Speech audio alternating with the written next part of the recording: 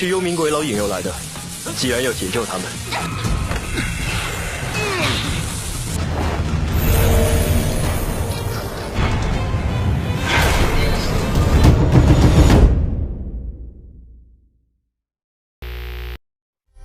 ，Esoknya, Xiaonej mau pergi ke Shanghai untuk bertemu Feng Teng, dan target utama Xiaonej adalah memenangkan hak pengembangan game New Chinese Ghost Story. Pada saat yang bersamaan, Zhen Yi juga berencana pergi ke Feng Teng dengan target yang sama dengan Xiaonej, memenangkan hak pengembangan game New Chinese Ghost Story.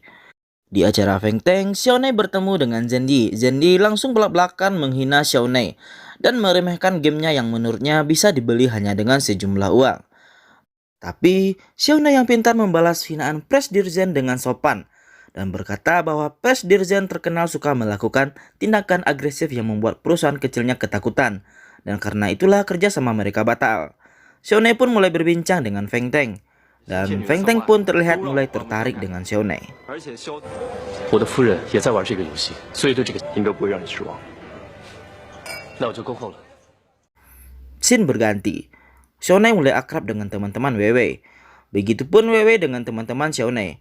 Mereka makan malam bersama, main biliar dan lain-lain. Dan bahkan sekarang Xiaonej mulai berani untuk memeluk Weiwei.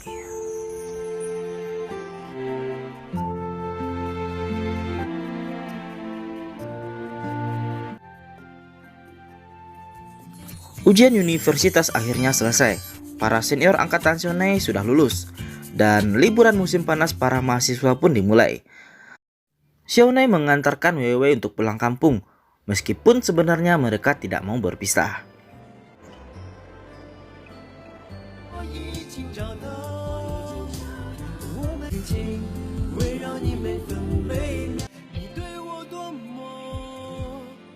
Di kampungnya, Weiwei terlihat bahagia makan bersama ayah dan ibunya. Meskipun masakan ibunya itu tidak enak, Weiwei dan ayahnya tetap memakannya. Saat Xiaonej menelpon, Weiwei sembunyi-sembunyi dari ibunya. Weiwei tidak mau nanti kalau ibunya tahu, kampungnya bisa heboh karena ibunya yang akan bergosip. Di Beijing, Xiaonej mulai sibuk di kantor barunya. Xiaonej memberitahu anak-anak buahnya bahwa minggu lalu dia sudah berhasil mendapatkan kesepakatan dengan Feng Teng untuk proyek mobile game mereka. Di tengah kesibukan kantor, komputer Haomai dihack oleh orang tak dikenal. Xiaonej langsung bertindak dan langsung mendapatkan nomor telepon hacker tersebut, yang dikenal dengan inisial KO. Bukannya takut, KO malah menantang Xiaonej untuk bertanding dalam kontes hacking WCTF yang berlangsung di Beijing. KO berjanji bahwa jika dia kalah maka dia akan bekerja untuk Xiaonej gratis selama setahun. Akhirnya Xiaonej pun memenangkan kompetisi itu. Hingga KO sekarang bekerja untuk Xiaonej.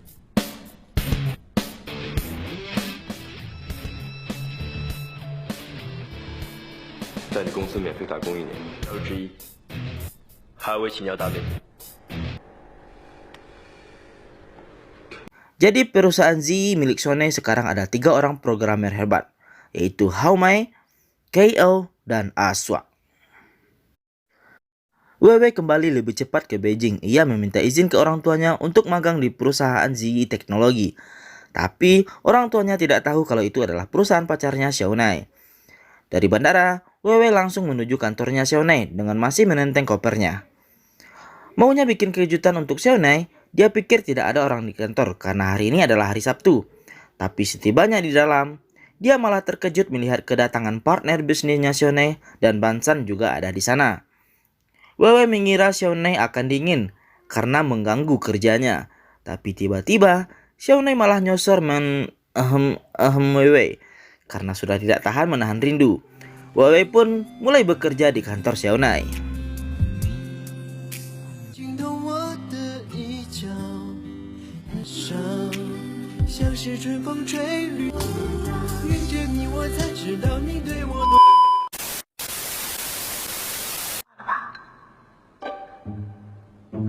RC juga kembali ke Beijing untuk memulai magangnya.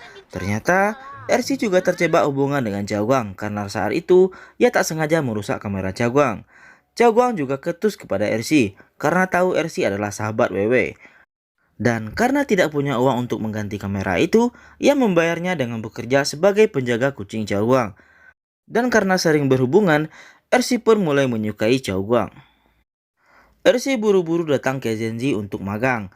Saat dia sedang menunggu lift, Xiao Xiang melihatnya dan sengaja berjalan mendekatinya. Mungkin untuk tebar-tebar pesona kepada Ersi yang dia kira adalah Rid Weiwei. Di kantor itu, tersebar gosip kalau Xiao Xiang pacaran dengan Ersi, sehingga semua pegawai bersikap baik kepada Ersi. Scene berganti, Weiwei kembali bermain game dan bertemu dengan Nini dan Sleeping Butterfly, yang merupakan mantan Master Guild-nya dulu. Dari percakapan chat mereka, Sleeping Butterfly mengetahui kalau Weiwei berada di Beijing. Sleeping Butterfly memberitahu Weiwei kalau dia juga ada di Beijing dan langsung mengajak Weiwei ketemuan sekarang. Karena Sleeping Butterfly ingin bercurhat tentang Yao Yao dan teman-temannya yang mengacau di guild, Weiwei pun setuju. Saat bertemu, Weiwei menyapanya dan Sleeping Butterfly langsung tercengang melihat Rid Weiwei yang ternyata sangat cantik. Selama ini, Butterfly terlalu mempercayai rumor yang disebarkan gengnya Yao Yao tentang Weiwei yang katanya jelek atau banci. Kalau mereka melihatmu, mereka pasti akan malu, ujar Butterfly. Dan Zhenzi Wuxiang, kalau dia tahu kau yang sebenarnya, dia pasti akan menyesal. Dan Butterfly pun curhat panjang lebar tentang guildnya. Di sisi lain, Yao Yao dan teman-temannya memaksa Xiao Xiang untuk mengizinkan mereka main ke kantornya karena mereka ingin melihat Rid Weiwei. Awalnya Xiao Xiang menolak karena dia tidak mau Rid Weiwei mengetahui dirinya adalah Zhen Zui. Tapi King King terus mendesak dan berkat sikap sok alimnya Yao Yao, Xiao Xiang akhirnya luluh, tapi dia memperingatkan mereka untuk tidak memberitahukan karakternya dalam game pada Rid Weiwei. Akhirnya, mereka pun bertemu dengan RC yang mereka kira Rid Weiwei. Mereka semua langsung menghina tampang RC. Mereka bahkan memperlakukan RC sebagai pembantu dan sengaja mengerjai RC dengan berbagai cara. Menyiram sepatu baru RC dengan kopi, bahkan sampai menyuruh RC untuk mengambilkan anting-anting yang sengaja King King jatuhkan ke kolong kursi.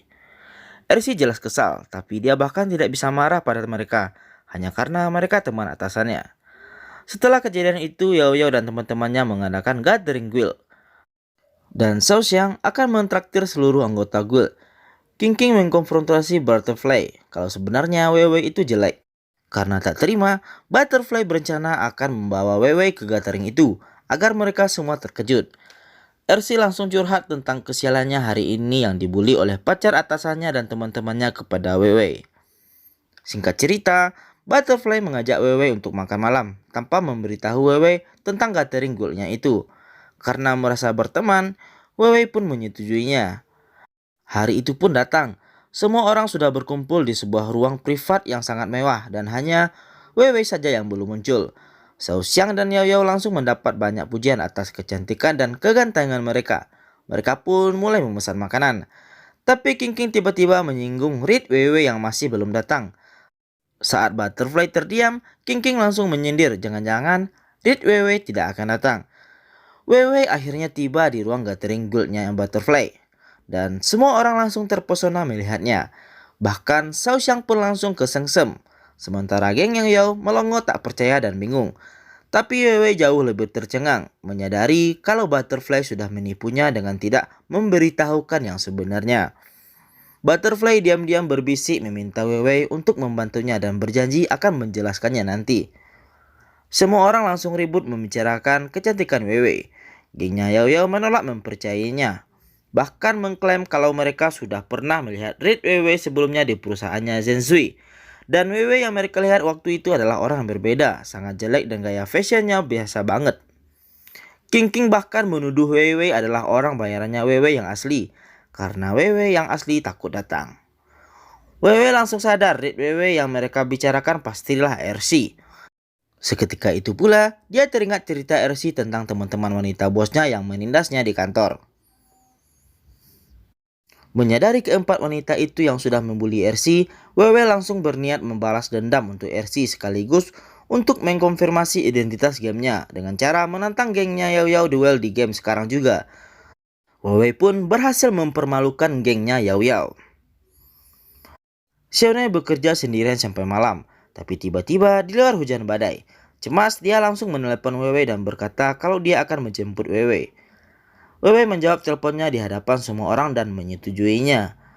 Semua orang langsung terdiam penasaran lalu bertanya apakah pacarnya yang menelpon. Wewe membenarkannya. Semua orang memutuskan ikut menunggu kedatangan pacar Wewe di luar. Gengnya Yao Yao juga penasaran. Mereka yakin kalau pacarnya Wewe itu tak mungkin sebanding dengan Zensui yang ganteng dan kaya raya. Mereka yakin kalau Yao Yao pasti menang dalam hal pacar. Mobilnya Xiaonej akhirnya tiba tak lama kemudian dan dia pun langsung keluar menghampiri mereka. Semua orang langsung heboh dan terpesona saat pacarnya Wewe itu memperlihatkan wajahnya, termasuk King King. Xiaoxiang kaget mengenalinya sebagai rival bisnis perusahaan ayahnya. Wewe pun berjalan pergi bersama Xiaonej, tapi King King malah berusaha memprovokasi Xiaonej dengan memberitahu Xiaonej kalau Wewe itu sudah sering gonta-ganti suami di game. Wewe langsung menoleh kesal ingin melabraknya, tapi Xiaonej mencegahnya. King King malah jadi semakin getol menghina-hina Wewe.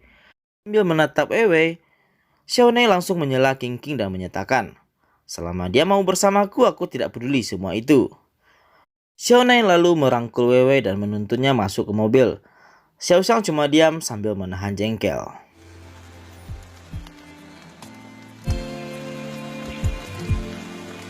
Di sisi lain, RC sudah tahu pacarnya di dalam game itu adalah Xiaogang. Bahkan Xiaogang membunuh RC di game dengan pedang pemberiannya. Dan fakta Xiaogang mau berpacaran dengannya di game hanya karena Xiaogang mengira dia adalah Wewe. Begitupun alasan kenapa dia diterima magang di Zenji Teknologi adalah karena Xiaoxiang mengira dia adalah Wewe. Dan semua hal tersebut membuatnya kesal. Ia marah kepada Wewe. Wewe yang tak merasa bersalah pun tak terima diperlakukan seperti itu. Sehingga dia memutuskan minggat dari apartemennya bersama RC. Tak punya tempat tujuan, Wewe akhirnya menelpon Xiaonej dan menginap di tempat Xiaonej. Lalu, terjadilah malam panjang yang penuh dengan romantis remaja.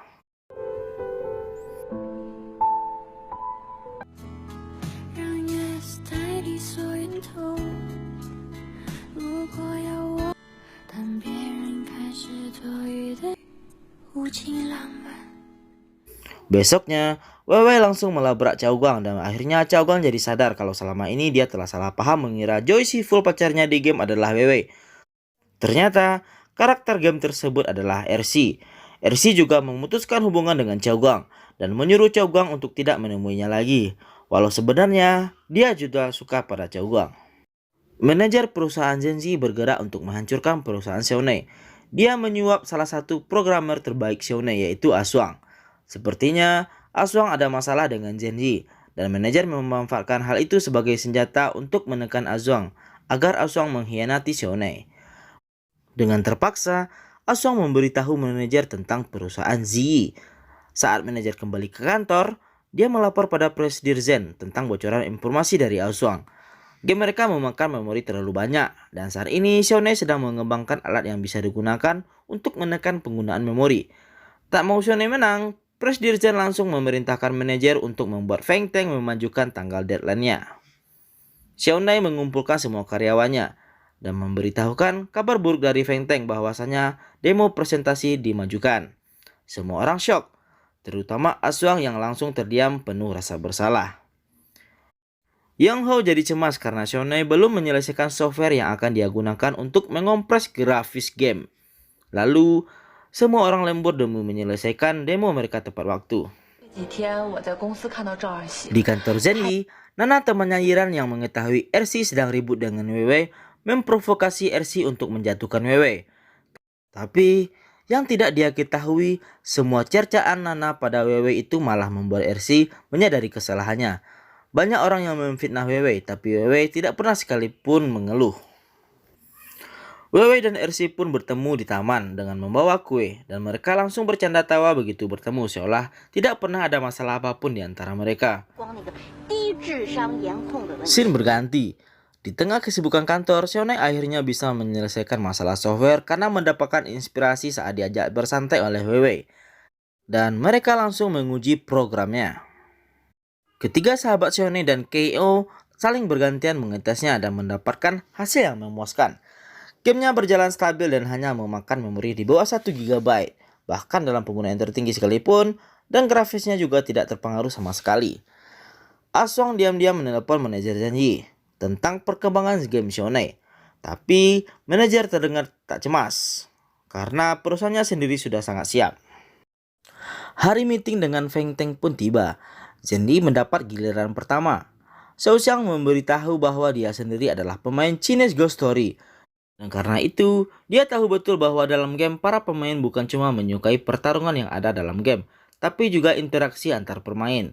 Dan karenanya, inovasi yang Xiao Xiang tawarkan dalam demo New Chinese Ghost Story adalah penambahan mode interaksi antar pemain yang lebih menyenangkan dan kompleks. Feng Teng cuma diam sementara GMH langsung memuji-muji dan tampak jelas dia berusaha mendukung Zenyi. Tapi saat tiba giliran Z teknologi yang hendak melakukan presentasi, GMH mulai mengkritik padahal Shone bahkan belum memulai presentasinya. Meremehkan kemampuan mereka yang belum punya banyak pengalaman dan sedikitnya programmer dalam perusahaan mereka. Shone menanggapi kritikan itu dan membela teman-temannya dengan tenang dan bijak. Tepat saat itu juga, manajer Zenyi dapat SMS dari antek-anteknya bahwa rencana mereka sudah berjalan sesuai rencana. Dan seketika itu, Haomei tidak bisa menghubungkan demo game mereka dengan server. Manajer Zenyi tentu saja langsung mengkritik mereka. Feng Teng langsung memerintahkan anak buahnya untuk mengecek server mereka. Dan ternyata benar, server mereka entah kenapa tiba-tiba mati tanpa alasan yang jelas. Dan pihak IT berkata bahwa kemungkinan akan butuh waktu 1,5 jam untuk meributnya. Padahal Feng Teng ada penerbangan 45 menit lagi. Semua orang langsung ribut menyarankan agar mereka tidak usah menunda lagi dan memilih Zenyi saja. Sambungkan ke mirror server, perintah Xiaonei tiba-tiba. Semua orang jelas kaget. Mereka sudah menyiapkan koneksi server cadangan. GMH langsung protes tak setuju jika mereka memakai server mereka sendiri. Lalu Xiaonei dengan tenangnya menjelaskan pada mereka semua bahwa server cadangan mereka memiliki konfigurasi yang sama persis dengan servernya Feng Teng.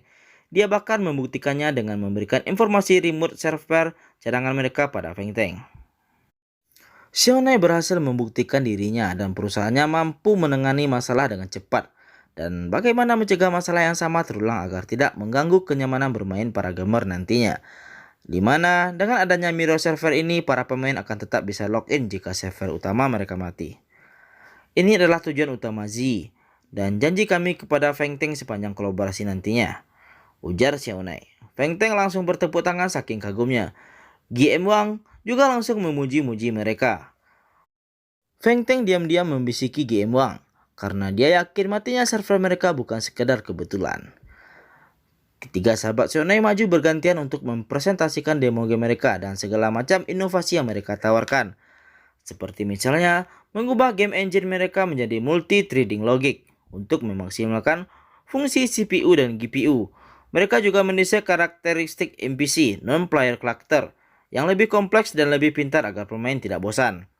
GMH langsung menanyakan masalah utama mereka. Game yang mereka tawarkan memiliki grafis yang sangat tinggi dan pastinya akan membutuhkan hardware dan software yang lebih tinggi juga. Tentunya, hal itu akan menyulitkan para pemain yang harus mengupgrade komputer mereka. Tapi tentu saja Xiaonei sudah berhasil mengatasi masalah itu dengan menciptakan engine optimasi yang berguna untuk menyesuaikan game mereka dalam sistem yang lebih rendah tanpa mengurangi kualitas game itu sendiri. Semua orang langsung kagum. GM Wang bahkan semakin cerewet memuji-muji tim Z. Xiaonei mengakhiri presentasinya dengan menyatakan bahwa tujuan mereka dalam game ini adalah memperkenalkan budaya mereka melalui inovasi.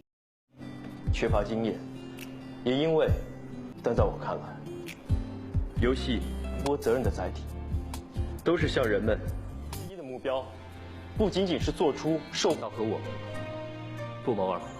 谢冯总，飞纽约了。Akhirnya, tim Xiaonei pun memenangkan proyek dari Feng Teng. Tim Xiaonei pun pulang dengan bahagia ke Beijing dan merayakan kemenangan mereka dengan makan-makan. Xiaonei juga mengajak semua pegawainya liburan ke villa. Mereka menjemput Weiwei ke kampus dengan iring-iringan mobil semua karyawannya, seperti ala-ala Fast and Furious.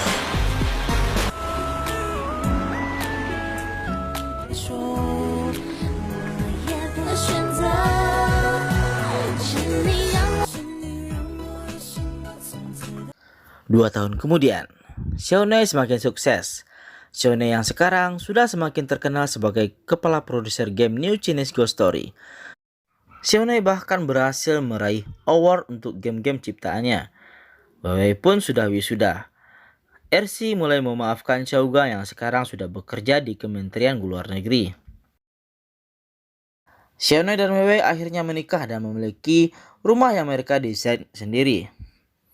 Dia begitu terpesona melihat Wei hingga dia langsung menarik Wei ke dalam pelukannya dan menahamnya. Dan di malam itu, mereka pusreng bersama. Xiaonui lalu membawa Wei ke warnet tempat pertama kali dia melihat Wei. Ending yang mengahamkan.